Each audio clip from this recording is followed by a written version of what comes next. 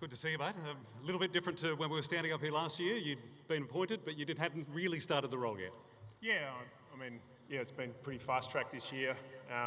Last year I was standing up here and didn't really know anyone and didn't know any of the players, and this year's given me a great opportunity to spend a lot of time with them, get to know our staff really well and get to know our players really well, so it's been a really enjoyable year. Justin, goes without saying, there's been a lot of talk about COVID and the way it's affected footy, so let's move on to the footy, I reckon. And after seeing how well we played, particularly at moments, our best moments throughout the year, a bit frustrating to be watching the finals? Yeah, absolutely. Every player and every coach strives to be playing at this time of the year, so that's obviously disappointing.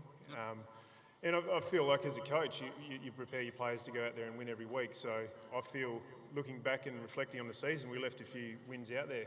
And I think especially early in the year when we were a little bit inconsistent, the players probably didn't understand their roles as well as they could, and we had some real momentum swings that let us down. So I think we were able to improve throughout the year, and that was a real goal of ours as a team, was to continually improve and get our footy better and get our roles more embedded and have real clarity in what we were trying to do. And I think everyone can see that by the end of the year we had that. We're a well-organised team defensively, but we've got some work to do offensively, and we'll go to work over the pre-season on a lot of those things. Amongst the faithful has been a really exciting year. Sorry for putting you on the spot, but what impressed you the most? Was it Caleb Sarong at 19, or was it Dave Mundy at 35, at times looking like he was 19? Well, to be honest, both of them impressed me a lot. When I first came to the club, I thought I'd see Dave Mundy on a walking frame. He actually has got a haircut. He looks 20. He looks 25. I think he's going to hit belly up for a 2-year contract. What's 3 years? Been really impressed with. You mentioned an older player and a younger player. I've been really impressed with all our older players and their willingness to impart their experiences and knowledge onto our younger players. And I've been really impressed with our younger players.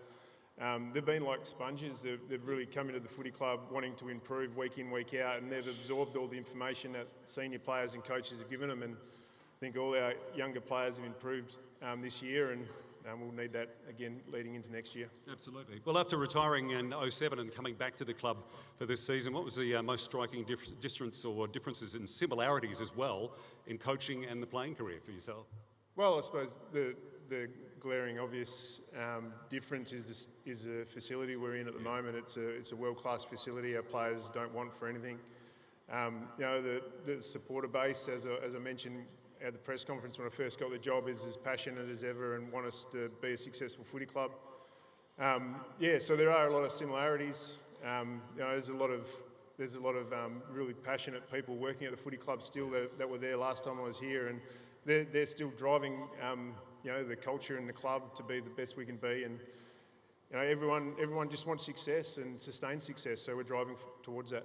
It's no one person or one group that makes a footy club great, like our club. The footy department, we talk about the fans, the supporters, a lot of people watching at home tonight because of the way this year's been. Who would you like to thank, Justin? Well, I want to thank everyone, to be honest. Our supporters been enormous this year and has left us in a really strong, positive position going into next year. Their passion drives us as a playing group and a coaching staff to be the best we can be. I want to thank all the staff and players that won't be with us next year. There's some really great people that through circumstances aren't going to be with us next year, and I thank them for all their efforts and all their support throughout the year, but not only this year, but over, in some cases it's decades of service to the footy club, and I thank them wholeheartedly for their efforts. To the coaching staff, and all the support staff in the footy department this year, it was a unique year in a lot of ways. People had to stand up and do different roles, and for that I'm really grateful. I think we embraced the year with real positivity, and that allowed us to get what we got out of the season and really build a strong platform for next year. We're under no illusions. We've got a lot of work to do. We're under no illusions that we're nowhere near the top of the mountain yet. We've got a lot of climbing to do. We've got a lot of hard work to put in, but really confident that this playing group's willing to do that, put in that hard work, and willing to support each other through the tough times and the good times. Awesome. I know there's a little bit of rest and a bit of family time, but we seem to know how your brain works. There's a lot of cogs ticking over already for next year and beyond. Sorry, I forgot one No, go for person, it. and my wife will kill me if I don't say this. I want to thank all the partners of the footy staff and all the partners of the players. We've been away for about 10 weeks this year, and we've left you on your own back here, and the support that you gave us while we were away was enormous, and I just want everyone to put their hands together and in support of those people. Thanks, Justin. Thanks, mate. Good on you. All the best.